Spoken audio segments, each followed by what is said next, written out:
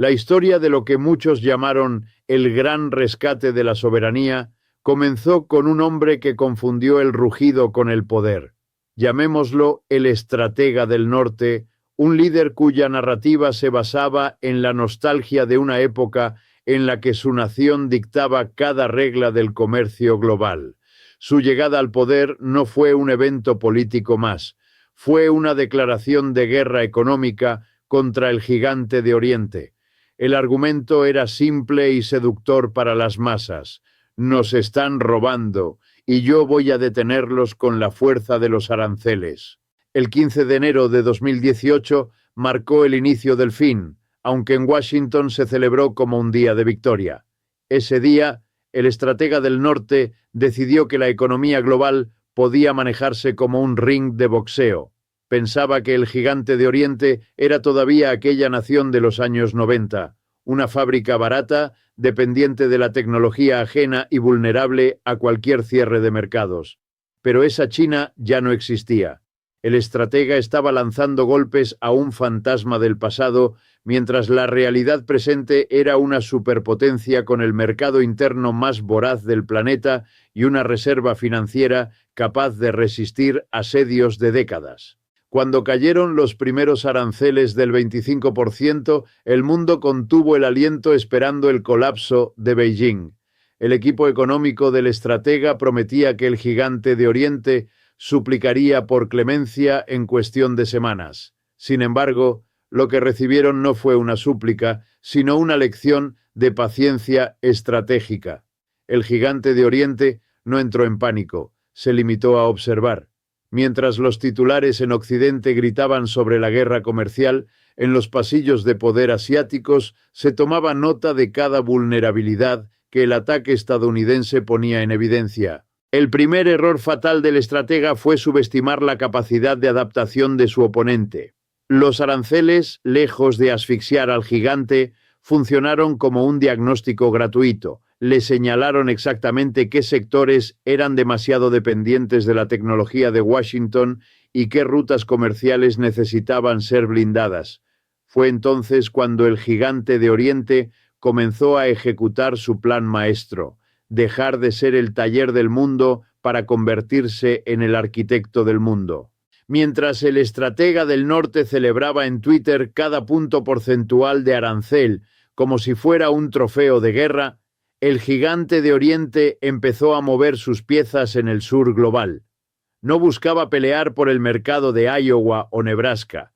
Buscaba los recursos de Brasil, las minas de África y los puertos de América Latina.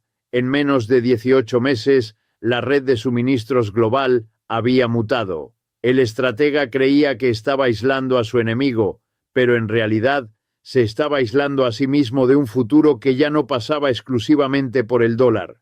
La tensión en esta primera fase era palpable, casi estética. Podías ver la diferencia en los estilos, la brusquedad de la corbata roja frente a la elegancia gélida y tecnológica de los nuevos centros financieros de Shanghái. Era un choque de eras. El estratega gritaba, mientras el gigante invertía. El estratega prohibía, mientras el gigante construía alternativas. Lo que Washington no entendió es que en la economía moderna, el que intenta detener el flujo del agua solo consigue que el agua busque un nuevo cauce, dejando al primero seco y olvidado. Mientras el estratega del norte seguía obsesionado con los barcos de soja y el acero, el gigante de Oriente comprendió que la verdadera guerra no se libraba en las aduanas, sino en los servidores y en los laboratorios de semiconductores. Aquí es donde la estrategia pasó de ser una defensa comercial a una ofensiva sistémica que cambiaría la estructura del poder global para siempre. El error de Washington fue creer que el progreso tecnológico era un derecho de nacimiento estadounidense que podía revocarse mediante decretos. El segundo contraataque chino fue de una sutileza devastadora. Se basó en una premisa que el estratega del norte, con su visión de corto plazo, jamás pudo anticipar. Si Estados Unidos cerraba sus puertas a la tecnología china, el gigante de Oriente simplemente construiría una nueva casa donde las puertas estadounidenses ya no fueran necesarias. China comenzó a desplegar lo que los analistas llaman la ruta de la seda digital. Mientras el estratega se jactaba de proteger la seguridad nacional, prohibiendo aplicaciones, Beijing estaba regalando infraestructura 5G a naciones enteras en África y el sudeste asiático. Esta no era una obra de caridad, era la construcción de una dependencia irreversible. Cuando un país construye su red de telecomunicaciones, sus sistemas de pago y su administración pública sobre estándares tecnológicos chinos, ese país queda vinculado emocional y económicamente a la órbita de Beijing por las próximas 3 décadas. El estratega del norte celebraba el bloqueo de una red social de videos cortos, pero el gigante de Oriente estaba instalando el sistema nervioso central de las economías del futuro en 3 continentes.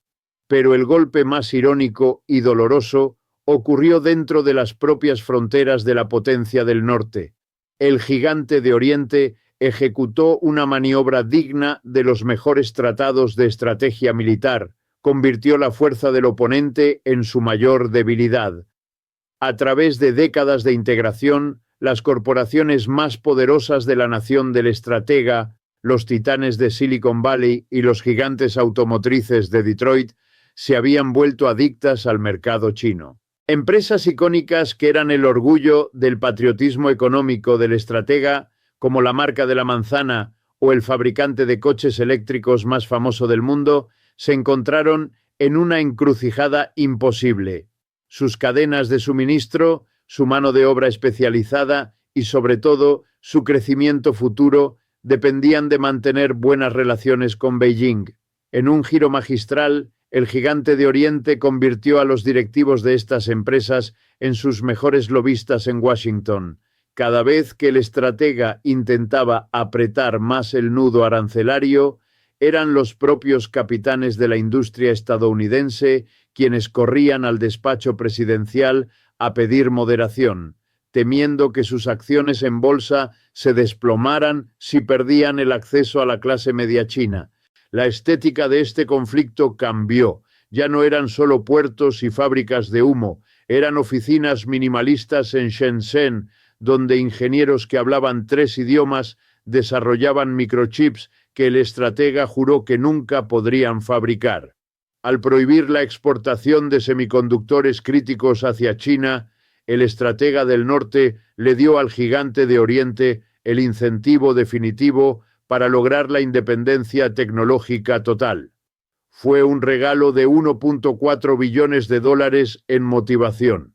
El gigante empezó a reclutar talento global con una elegancia que el nacionalismo del norte no podía igualar, ofreciendo laboratorios de última generación y presupuestos ilimitados para aquellos que quisieran construir el mañana. El resultado de esta fase fue un mundo que empezó a dividirse no por fronteras, sino por sistemas operativos.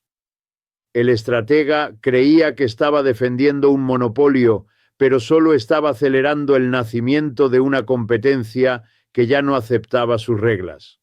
El gigante de Oriente dejó de pedir permiso para innovar y empezó a establecer sus propios estándares, creando una realidad donde el hecho en China ya no significaba barato, sino indispensable.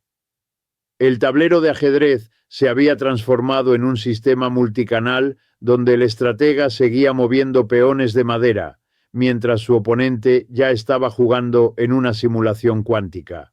Si el estratega del norte creía que el comercio era su martillo, estaba convencido de que el sistema financiero era su yunque. Durante 70 años, Washington había dominado el mundo a través del control de los flujos de dinero. El dólar no era solo una moneda, era el lenguaje universal de la confianza, y el sistema SWIFT era el interruptor que el estratega podía apagar para desconectar a cualquier país de la civilización económica. Sin embargo, en el tercer acto de esta contienda, el gigante de Oriente se atrevió a hacer lo impensable, construir un sistema financiero donde el permiso de Washington fuera irrelevante. El error de cálculo del estratega fue pensar que el miedo al aislamiento financiero mantendría al gigante de Oriente bajo control.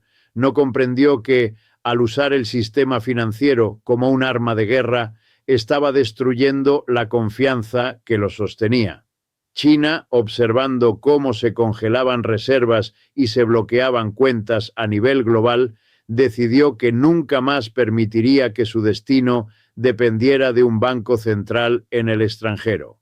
Así nació el CIPS, la alternativa china al sistema de mensajería financiera occidental, un puente de plata construido mientras el estratega cerraba fronteras. Pero el movimiento más audaz no fue solo técnico, sino geopolítico. El gigante de Oriente empezó a desmantelar la hegemonía del dólar mediante la diplomacia del swap y los petroyuanes. Empezó a decirles a sus socios comerciales en el Golfo Pérsico, en Rusia y en el sudeste asiático: ¿por qué necesitamos usar una moneda de un tercero que nos impone sanciones? La respuesta fue un giro histórico. Por primera vez en décadas, el petróleo empezó a fluir a cambio de yuanes. Fue un golpe directo a la línea de flotación de la arquitectura financiera del norte, ejecutado con la precisión de un cirujano. Mientras tanto, en el mundo de la tecnología punta, el gigante de Oriente completó su sistema de posicionamiento Beidou. El estratega del norte pensaba que el GPS era una correa invisible con la que podía controlar el movimiento global, pero China cortó esa correa. Al tener su propio sistema de satélites, su propia red financiera y su propia infraestructura de Internet, el gigante se convirtió en una isla tecnológica y financiera totalmente autosuficiente. Ya no era un participante del sistema, era un sistema en sí mismo. La estética de esta fase fue la del desacoplamiento controlado. Podías sentir la frialdad en las reuniones del G7 frente a la calidez calculada de las cumbres de los BRICS, que bajo el impulso chino empezaron a expandirse, atrayendo a naciones que se sentían maltratadas por la rigidez de Washington. El gigante de Oriente no ofrecía sermones sobre moralidad política, ofrecía préstamos para infraestructuras, puentes, represas y satélites. Era un intercambio pragmático que resonaba con fuerza en el sur global. El estratega hablaba de democracia contra autocracia, pero el mundo real estaba eligiendo entre sanciones o inversión. El jaque mate financiero se hizo evidente cuando los grandes fondos de inversión de Wall Street, a pesar de la retórica agresiva del estratega, empezaron a mover capitales hacia los bonos chinos. El dinero, esa entidad sin patria, reconoció que la estabilidad y el crecimiento estaban migrando de hemisferio. El estratega del norte había intentado asfixiar al gigante, pero solo logró que éste desarrollara pulmones nuevos y más potentes. Al final de esta etapa, la fortaleza del dólar seguía en pie, pero sus cimientos estaban minados por una red de túneles financieros que conectaban a Beijing con el resto del planeta, dejando a Washington gritando órdenes a un mundo que empezaba a hablar un idioma económico diferente. Mientras el estratega del norte se hundía en un ciclo de decisiones impulsivas, cambios de opinión nocturnos y una polarización interna que devoraba su propia nación, el gigante de Oriente comprendió que su mejor arma no era un misil ni un arancel, sino la previsibilidad. En el mundo de los grandes capitales y las alianzas de Estado, la confianza no se compra con discursos grandilocuentes, se construye con décadas de consistencia. El gigante de Oriente decidió que, mientras Washington fuera un incendio de caos, Beijing sería una roca de estabilidad. Este fue el cuarto contraataque, el más devastador para la moral del bloque occidental. El gigante de Oriente empezó a proyectar una imagen de socio confiable frente a un Estados Unidos que parecía romper tratados internacionales cada vez que cambiaba el viento político. China no necesitaba convencer al mundo de que sus valores eran mejores, solo necesitaba demostrar que sus contratos se cumplían. Mientras el estratega retiraba a su país de acuerdos climáticos, comerciales y sanitarios, El gigante se convertía en el garante de la globalización que una vez lideró el norte. La estrategia se volvió quirúrgica. China comenzó a ofrecer al mundo lo que Washington ya no podía: grandes proyectos de largo plazo. Bajo la sombra de la iniciativa de la Franja y la Ruta, se construyeron ferrocarriles que unieron el sudeste asiático con el corazón de Europa y puertos que transformaron el comercio en el Mediterráneo y el Índico. El estratega del norte criticaba estos proyectos como trampas de deuda, pero no ofrecía ninguna alternativa real. El mundo veía un norte que solo sabía decir no y un oriente que decía: aquí están los ingenieros y el capital. La estética de este periodo fue la de la eficiencia silenciosa. Mientras las cadenas de televisión occidentales se llenaban de gritos y escándalos políticos, las fábricas en Shenzhen y los centros logísticos en Ningbo operaban con una precisión robótica, impulsados por una inteligencia artificial que ya no envidiaba nada a la de Silicon Valley. El gigante de Oriente había logrado lo que el estratega temía: convertir la presión externa en cohesión interna. La guerra comercial no debilitó al gobierno del gigante, lo legitimó ante su población como el defensor de la dignidad nacional frente al acoso extranjero.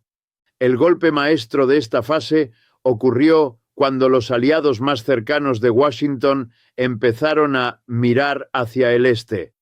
Alemania, Francia y otras potencias europeas, a pesar de las presiones del estratega, se negaron a romper vínculos comerciales con el gigante de Oriente. Comprendieron que un mundo donde solo mandaba Washington era un mundo donde ellos eran subordinados, mientras que un mundo multipolar diseñado por el gigante les ofrecía un espacio de maniobra. El estratega del norte, en su afán de América primero, terminó quedándose solo en su propia mesa, mientras sus antiguos amigos cenaban con el gigante. Al final de esta etapa, el tablero había cambiado de naturaleza. Ya no se trataba de quién vendía más iPhones o más soja, se trataba de quién ofrecía el modelo de futuro más sólido. El estratega jugaba para ganar el ciclo de noticias de mañana, el gigante jugaba para dominar el siglo. La derrota de la táctica frente a la estrategia era total. El mundo ya no veía al gigante de Oriente como una amenaza que debía ser contenida, sino como un eje central que no podía ser ignorado, haciendo que cada nuevo arancel del estratega pareciera más un berrinche de impotencia que un movimiento de poder real. El acto final de esta contienda no terminó con una explosión, sino con una aceptación silenciosa y amarga. Para el año 2023, el humo de las batallas arancelarias comenzó a disiparse, revelando un paisaje que el estratega del norte nunca imaginó. El jaque mate no fue la destrucción de la potencia del norte, sino su irrelevancia en las decisiones clave del destino humano. El gigante de Oriente no necesitó invadir ni un solo kilómetro de tierra. Le bastó con haber construido un mundo paralelo donde el permiso de Washington ya no era el requisito indispensable para la prosperidad. El golpe definitivo se sintió en la vida cotidiana de los ciudadanos. Mientras el estratega del norte prometía que los aranceles los pagaría el enemigo, la realidad golpeó los bolsillos de su propia gente. Los precios subieron, las cadenas de suministro se volvieron frágiles y la industria manufacturera que prometió rescatar descubrió que no podía funcionar sin los componentes críticos que solo el gigante de Oriente sabía fabricar con eficiencia. La soberanía económica que el estratega predicaba resultó ser una isla solitaria en un océano de interdependencia. El momento del jaque mate ocurrió cuando el mundo dejó de preguntar ¿qué piensa Washington?, para preguntar ¿qué propone Beijing? El gigante de Oriente culminó su obra maestra, la creación de una arquitectura global donde el poder está distribuido. El bloque de los BRICS se fortaleció, las monedas locales empezaron a desplazar al dólar en transacciones regionales y la tecnología asiática se convirtió en el estándar de oro para la inteligencia artificial y las energías verdes. El estratega del norte que quería hacer grande a su país de nuevo, terminó acelerando la transición hacia un mundo donde ninguna nación puede reclamar la grandeza absoluta a expensas de las demás. La estética del desenlace fue la de una madurez forzada. El estratega, envejecido por las batallas que él mismo inició, tuvo que observar cómo sus propias empresas, aquellas que intentó usar como armas, firmaban acuerdos de cooperación profunda en Shanghái para no quedar obsoletas. El ring de boxeo donde él quería pelear se había disuelto y en su lugar había un laboratorio global, una red de alta velocidad y un mercado de 4.000 millones de personas que ya no miraban hacia el norte para saber hacia dónde soplaba el futuro. La derrota del estratega fue, en última instancia, una derrota filosófica. Creyó que el poder era un recurso finito que se arrebataba por la fuerza, mientras que el gigante de Oriente entendió que el poder en el siglo XXI es la capacidad de ser útil para el resto del planeta. China no ganó por ser más agresiva, sino por ser más estratégica, más paciente y, sobre todo, por entender que no se puede detener la marea de la historia con muros de papel moneda y decretos de prohibición. Hoy, el tablero ha sido rediseñado por completo. Estados Unidos sigue siendo una potencia formidable, pero ahora es una potencia normal, obligada a competir, a innovar y a negociar en igualdad de condiciones. El sueño del imperio solitario terminó. El gigante de Oriente, con una elegancia que rozó lo gélido, le enseñó al mundo que la verdadera victoria no es vencer al rival, sino hacer que sus ataques sean el motor de tu propia evolución. El juego de ajedrez ha terminado, no porque alguien haya perdido todas sus piezas, sino porque el gigante de Oriente convenció al público de que era hora de jugar un juego nuevo, uno donde las reglas ya no las escribe un solo hombre desde un despacho en el norte.